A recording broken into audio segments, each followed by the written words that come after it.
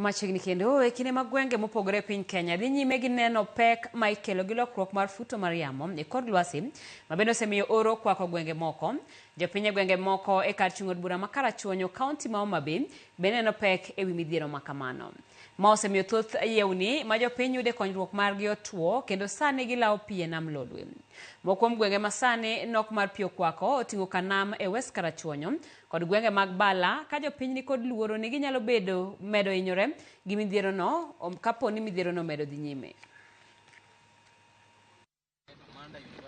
Lokruok mar futo mar yamo e kor lwasi osebedo ka kelo pek ne oganda gwenge mopogore pacho ka kendo kelo chandruok kata mana ne le ma ji opidhe miere kaluwore gi oro mineno moko kuom gwenge pacho ka e kaunti ma Homa Bay. Moko kuom gwenge ahinya to gwenge moko e kar chung' od bura ma Karachuonyo pek mikelo gi lokruok mar futo mar yamo e kor lwasi bende nenore kaluwore kod oro mineno e gwengego. E gweng' ma Bala e location ma Koyugi pek mar oro nenore ka jopiny ywago nok mar chiemo ma jamgi nyalo chamo kaachiel kod nok mar pi. Jaduong' Joseph Nanga jadak ma Bala wacho ni oro no ka odhi nyime to dhi hinyogi. Oro madhi nyime gi ok wawinj maber nikech kata jamni nindo kech onge lum to oro be dhi nyime kod otamore chwe. Koro kochopo Januari kapod odhi kama sana jamni biro tho saidi kech chiemo onge. Jamni wuotho distance mabor nikech moko a tie Homa, moko a machiegni ka, moko bende a bor. Aora ma Oluoch ma bende opogo kochia ka chung' od bura mar Rangwe kod Karachuonyo ema sani odong' geno maduong' mar jopiny alworano kama gimodhe jambgi, giluoke lepgi kaachiel kod tije mamoko ma ogede ochido mar pigno. Pini osetem gi yore te sana wakwayo sirikal mar piny mondo kaber to ginane mpango sana kumae kalaro bor. Sani kura kelo jamni ka awegi machini kaka nyithindo an adhi loka koni. Koro pi en problem. Ka nitiere kama ginyalo kunye pi, gikunynwa pi mondo mi wayud kwe mar pi. Sani chieng' rieny. Pigni emwa modho, pigni emwa luokogo, pigni ema jamni modho. En pi achiel ni kata olil tene mwatiyo kode. Koro kwayo ma wan kenywa kunywa kata mana yawo kata pi miywayo ni nyalo kelnwa machiegni mondo wambo ayud kaka wanyayudo pi kata mimodho. To de wakonyore. To koro mae mwa modho molilni. To en be ma jamni lai. To en be mwa luoko kode. Kata sani ji luoke iye. To joma modhe be tuome, joma tedo kode be tuome. Luoro ma wan go en ni pigni biro miyo wa tuo machalo kaka kolera gini. Wuoth tero achiel kachiel nyaka gweng' ma Kanam e West Karachuonyo Ward ma en gweng' ma jopiny ok osebedo ka neno mayot e kinde ma oro nie pacho ka. Midhiero mar oro e gweng'ni nenore kendo jopiny nigi pek mar yudo pi maler ma ginyalo tiyogo e mieregi kaachiel kod ma jambgi nyalo modho. Yawni mane jopiny yude konyruok margi sani otuo kendo baro kak madongo. Ranyisi ma pek mar oro kelo ne jopiny. Jojo Rimba en achiel kuom jodak ma West Karachuonyo. Yaw ma wantie sani ni en yaw maniluongo ni yaw Kochuonyo.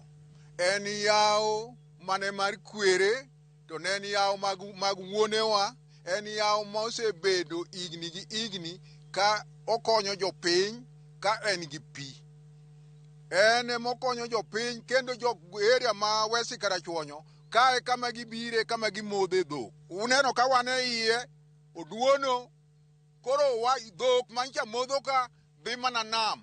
Joma nyocha nyalo kawo pi ka dhi mana e bwo nam kucho. Koro tabuni ni e West Karachuonyo. Ma endi en achiel kuom yewni ma jopiny e gwenge ma Kanam ka endi osebedo ka yude konyruok margi. Kata kamano oro ma sani koro chuo chieng' alwora ni endi miyo jopiny koro wuotho kilomita moingo 5 ka gidhi manyo pi e nam ma ginyalo konyore gi mieregi kaachiel kod ma jambgi nyalo tiyo godo. Mag pi gi jamni mokonyore gi udi an gi swani jamni dhi tho. Nikech sani kidhi ng'iyo apike ma sani omo pi nam mondo mi okel ka. Kata punde bende mane omo pi, punda kendo go kor, gech gimo chamo malong'o onge. Koro an gi swani koponi oro ni odhi mbele, tok 3 month, gimoro ni nitiere gweng'wa ka ni dhiang' ka dhiang' ni miyo guok, dhok moko tibiro yang'.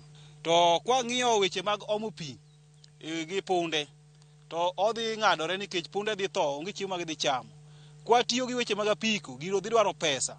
Pesa no sani waonge go. Jo youth do gongware makata ng'ami ting dhano kende wuotho ka kongni ma onge kak ma gidhire pesano. Koro mogik e weche mag jamni ka pi ok wanya yudo ka to wadhi bedo gi tabu nikech dhok dhi tho e kor gweng'.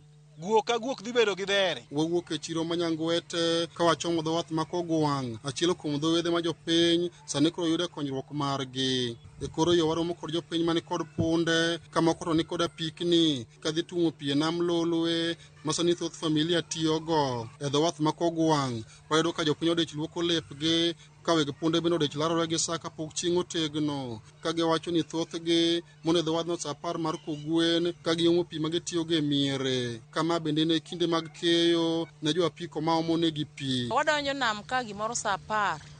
10 ni dhano donjo ka, punde donjo ka ji lawo mana wach pi. Pi ji ni wan gi chandruok mar pi ka kabisa. Joluoko ni ka yudo ka ng'ato omo pi, jo ngware mag apiko omo pi ka, kendo wasebedo ka wan gi chandruok mar pi kabisa. Pi modho, pi nam ni ok ni modho moriere direct.